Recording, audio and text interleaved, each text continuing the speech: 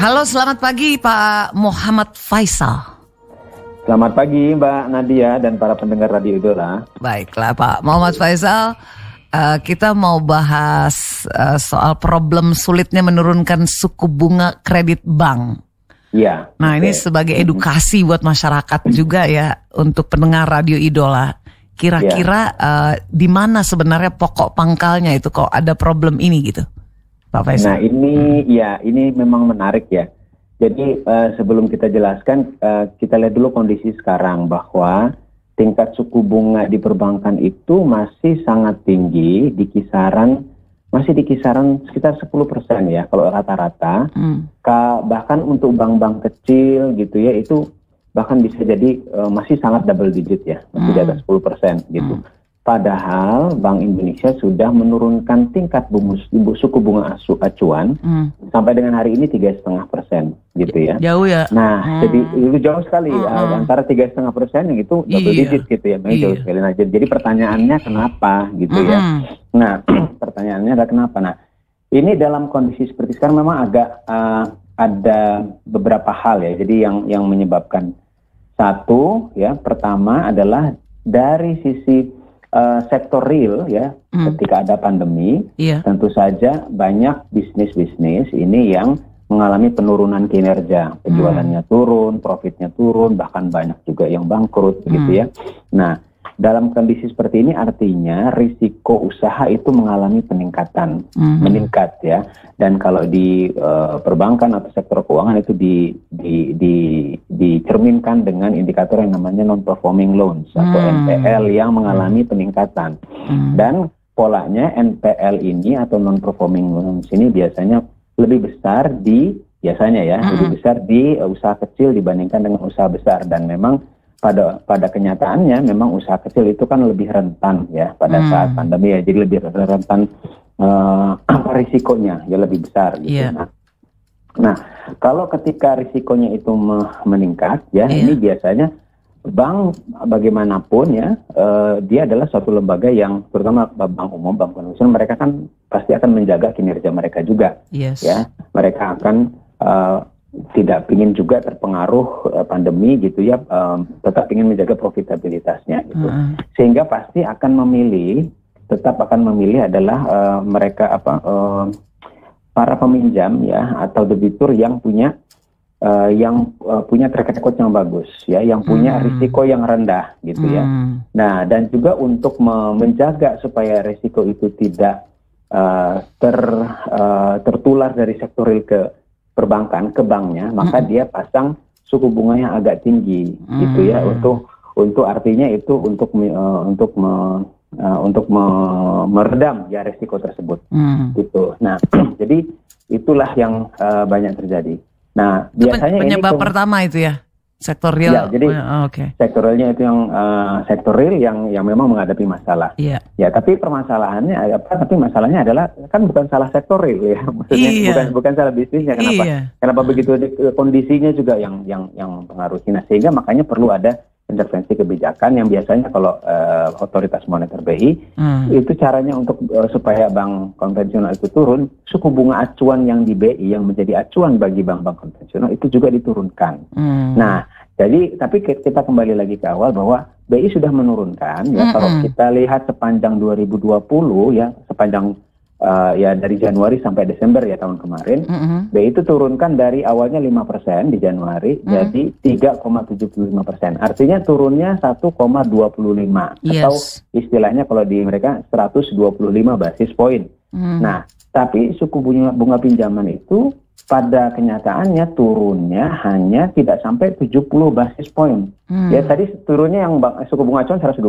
Nah, yang suku bunga pinjaman hanya turun 69 ya. Jadi 10,46 di Januari jadi 9,67. Jadi belum terlalu besar ini efeknya. Jadi efek penurunan suku bunga acuan turun sih, cuman nggak signifikan gitu ya. Tidak signifikan, masih terlalu tinggi dan itu baru rata-rata ya.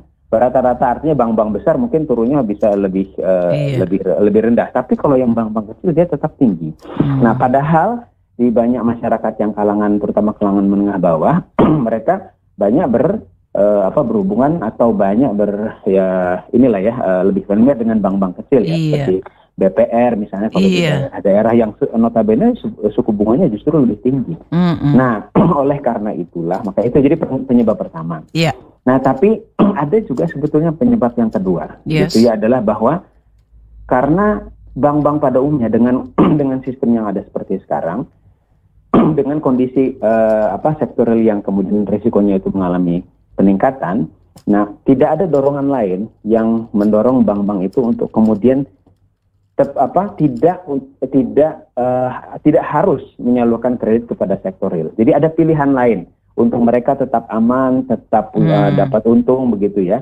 Ya, jadi karena kalau kemudian menyalurkan kredit kan ada risiko-risiko yang harus inkorporasi yang harus ditanggung. Nah, jadi pilihan lainnya yang dilakukan perbankan adalah biasanya menyimpan uang di Bank Indonesia, ya, di SBI, yang itu tanpa harus ngapa-ngapain, banknya itu sudah setiap waktunya itu menerima tambahan keuntungan ya dari SBI, karena SBI itu memberikan, kalau bank-bank menyimpan uang di Bank Indonesia dikembalikan dengan nilai yang lebih tinggi, setinggi misalnya kalau BI mengumumkan misalkan tingkat suku bunga acuannya misalkan 2% ya, berarti ada pengembalian kepada bank-bank konvensional ya sekitar 2%.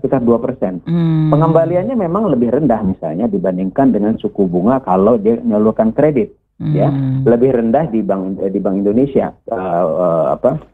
Kalau nyimpan di Bank Indonesia keuntungannya, tapi lebih aman, ya lebih terjamin dibandingkan kalau menyalurkan kredit. Ada risiko kalau untung, kalau gagal bagaimana, apalagi dalam kondisi seperti sekarang. Nah, jadi ada sistem seperti itu yang menjadi disinsentif sebetulnya bagi bank untuk menyalurkan kredit. Dan ini tidak terjadi di banyak negara yang lain. Di negara maju itu biasanya mereka ada bank sentralnya justru memberikan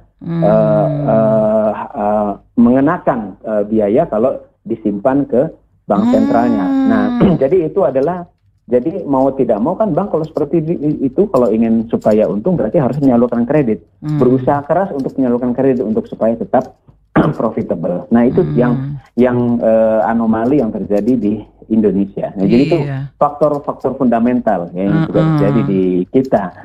Nah, oleh karena itu makanya ya artinya lantas gimana begitu ya pertanyaannya. Gimana ya? mengatasinya nih yang ditempuh. Nah, oleh karena itulah makanya dalam kondisi seperti sekarang banyak kebijakan-kebijakan pemerintah dan juga otoritas moneter kan sejak lama sebetulnya sebelum pandemi kan mendorong penyaluran yang namanya kredit usaha rakyat atau KUR itu ya, dengan bunga yang katanya lebih rendah gitu ya. Ya, bunga memang lebih rendah dibandingkan dengan bunga pada umumnya. Tapi tetap saja kalau kita melihat struktur para pelaku usaha di Indonesia yang sebagian besar adalah UMKM dan sebagian besar dari UMKM itu adalah usaha mikro, mereka tetap tidak bisa memenuhi pertama dari sisi bunga kreditnya tetap bagi mereka terlalu tinggi.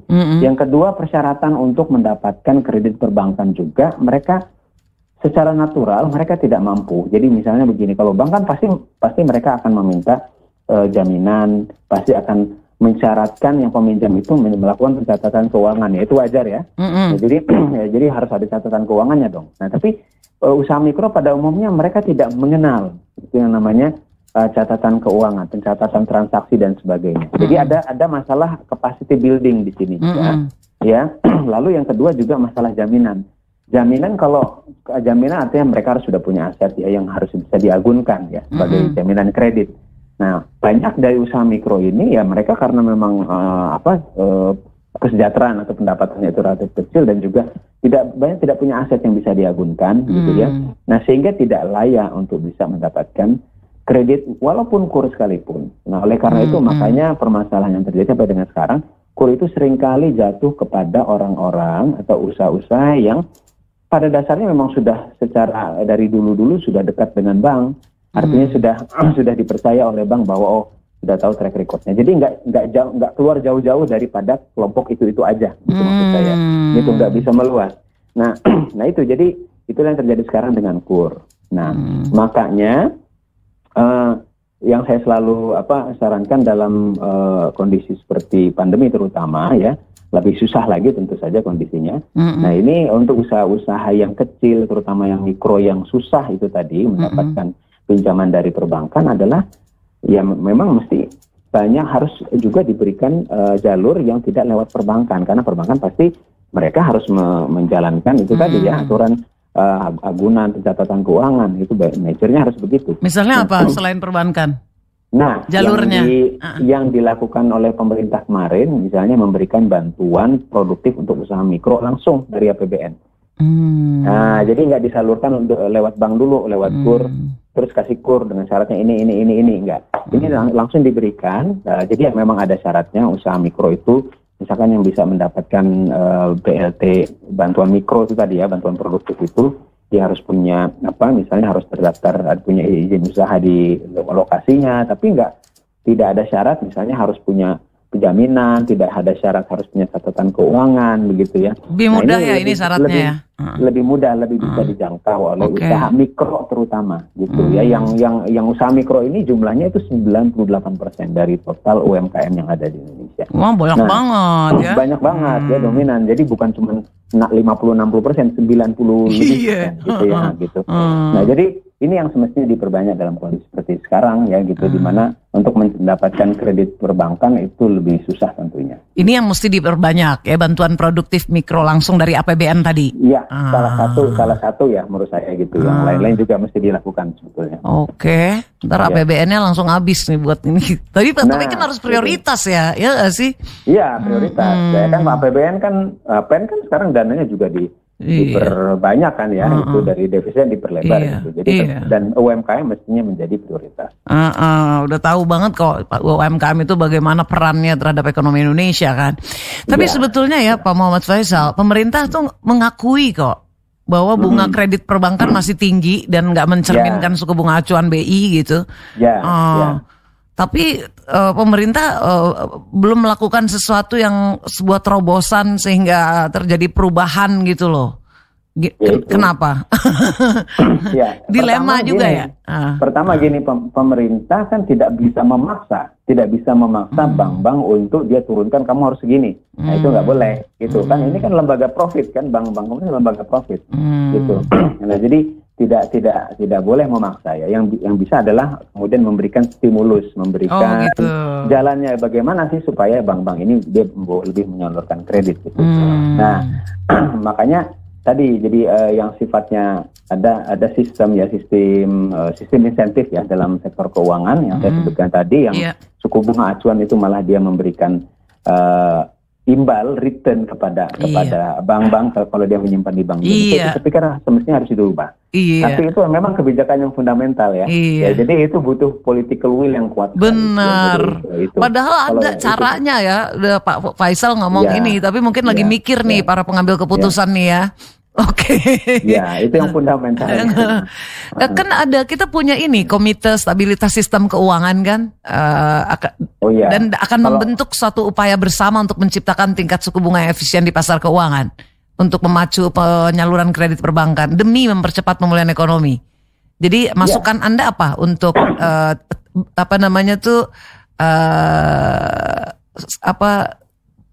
upaya bersama, membentuk suatu upaya bersama yang diciptakan itu?